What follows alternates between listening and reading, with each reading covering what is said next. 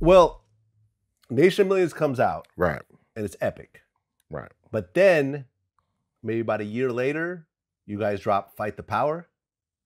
Yeah, it's summer of '89. Yeah, which Because I feel is the greatest protest song of all time. Song doesn't become a song without Spike Lee. Right. Number one, he puts it in Do the Right Thing. Not only does he put it in, Vlad, it runs throughout the whole movie. It's a character in the movie. Essentially, that song is a character in the movie. I mean, when me and Hank was checking out Fight the Power, and we had to deliver the rough versions to Spike so he can run it through in times on the movie. Okay, wait. So we didn't get the finished version to him. Okay, so you mean to tell me that Fight the Power came out after they filmed Do the Right Thing? No. Or at the same time? The initial Fight the Powers came out, didn't sound nothing like how it ended up. Oh. And even the first conversation, Spike wanted to put together some kind of hip-hop jazz version of Lift Every Voice and Sing. And Spike just basically said in a meeting, we said, I need an anthem. And for some reason, understood this. Fight the Power is the second Fight the Power. It's not the first Fight the Power. I'm 15 years old. Fight the Power by the Isleys was a record we all remembered. Mm-hmm. Me, Hank, Flavor, we grew up with that Fight the Power. The Fight the Power we did resonated to a new generation, another generation that probably never paid, and it was rap and hip hop that probably never really paid mind or knew that the other Fight the Power existed. The first Fight the Power by the Isleys struck me as being whoa, because it had a curse in it. It was the first record I ever heard, heard a curse in it. Mm-hmm. Yeah, so I knew the strength of that record because this was the Isley brothers, man. I mean, and that record, yeah, like I said, it was a character in the movie. It was just as important as Bugging Out and Radio Raheem and Sal. And Spike's still doing it now because the Five Bloods blew me away, man. Yeah, great movie. Great movie. It took more, I'm an OG, so it took me back. It took me back to, I write Black Steel in the Hour of Chaos because I witnessed the Marines coming when my uncle, foster uncle, graduated out of high school, and up comes the walkway in South Ozone Park, Queens. This dude in a military suit knocks on the door, asks for his name. Uncle comes to the door, he hands him a letter. I'm 7 years old, so I'm cognizant, right? Got a letter from the government the other day. He's like, move, get away. He opens up the letter, looks at it, just drops it on the table, walks into the kitchen, into the backyard. I pick it up, said, no. You are hereby drafted into the United States Marine Corps, hereby report to Camp Lejeune, North Carolina, and we're en route to Southeast Asia in a month. Yeah, forget what he survived. Yeah, I mean, he brought back Purple Hearts, and I had another uncle that was ruined, injured too. Oh, wow. So, I mean, Public Enemy gives you real stories, Well, in that song, you said Elvis. Could you the line? Right. Elvis was a hero the most, but he never meant shit to me. You see, straight up racist, that sucker was simple and plain. Motherfuck him and John Wayne. Yeah. And of course, Flavor had to do it, but I write the lyrics and gut myself out. So you do that line. Motherfuck him and John Wayne. Now, see, let me tell you something about my partner, Chuck D. And I commend Chuck on this. Before Chuck writes something to put it out, he always does some type of research on it first to make sure that he knows what the fuck he's talking about.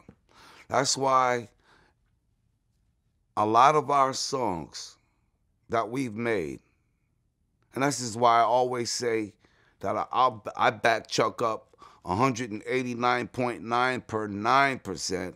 Not saying he's perfect, but he's right about a lot of shit. So a lot of these records that he wrote was based off of actual information, true information. You know what I'm saying? So when he wrote Fight the Power and he wrote that song about Elvis and John Wayne, he did research on it first before he wrote it. And he found out that they were racist people. You know what I'm saying? John Wayne was a racist. He didn't really like black people. Neither did John. Now, wasn't there a documentary that came out somewhat recently that explored Elvis? You were in that documentary? I think that was Eugene Jarecki's documentary. Yeah. Yeah. And apparently Elvis wasn't a racist or something? Was there I don't some, was know. there some level of retraction or no? It was no retraction. I was like saying, number one, when I wrote the record, right? We as black people always grew up around Elvis, but why is he the king? Why is he the icon? And I was trying to say in that record, dude, there's not only is there Little Richard still around, Bo Diddley at that time, everybody was around. Even Jerry Lee Lewis. Not only were they just as iconic and they deserved a king too, or Elvis didn't deserve to be called king, but they were doing gigs. Yeah. At the same time. So this whole Elvisism, I was done with. John Wayne, I put him in there because I read Jim Brown's book, Out of Bounds. And Jim Brown said he was a piece of shit. Well, there you have it. that was enough for me. Now, was Farrakhan in the Fight the Power video? No. Okay. But the Nation of Islam was?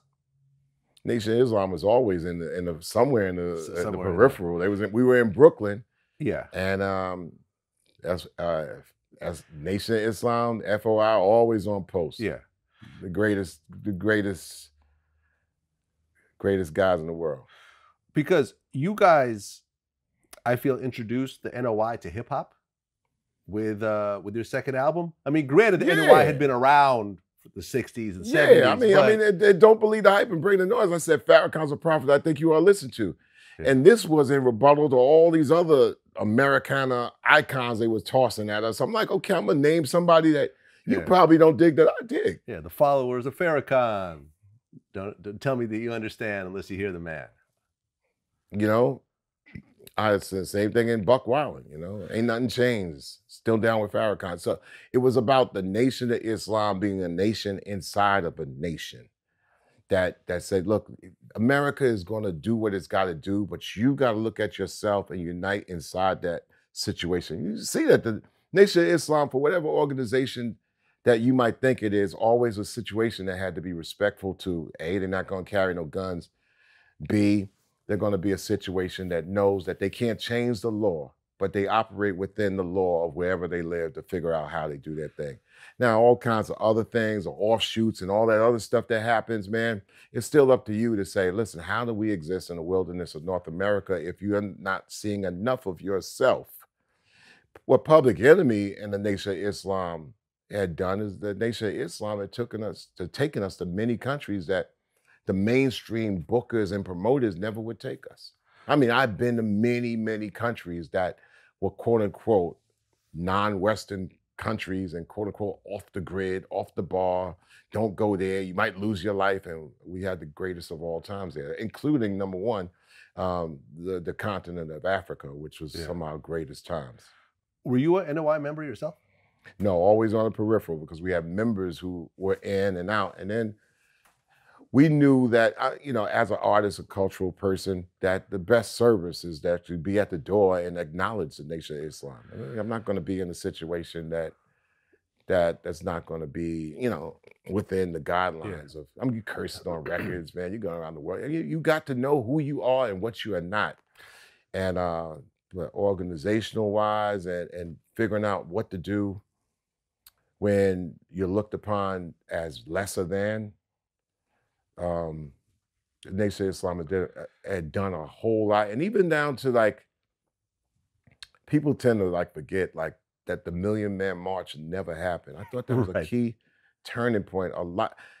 There was not an incident that everybody was looking for, and the media was like looking for an incident. Yeah, and no fights. A million black people black men in DC just trying to figure it out, man.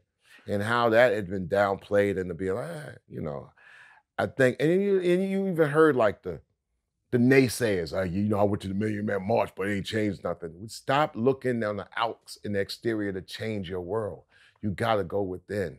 And that's the same thing even when President Obama became president. Don't look at him to be Jesus. I looked at it as being like, I got an hourglass and I get to turn it over. And as that sand drips, I buy in some time to be able to move around the world, get some truth to power ideals out, talk to people. It's not about always talking to your allies. It's about being able to say, look, okay, adversary, we're on an even ground. Hear me out too.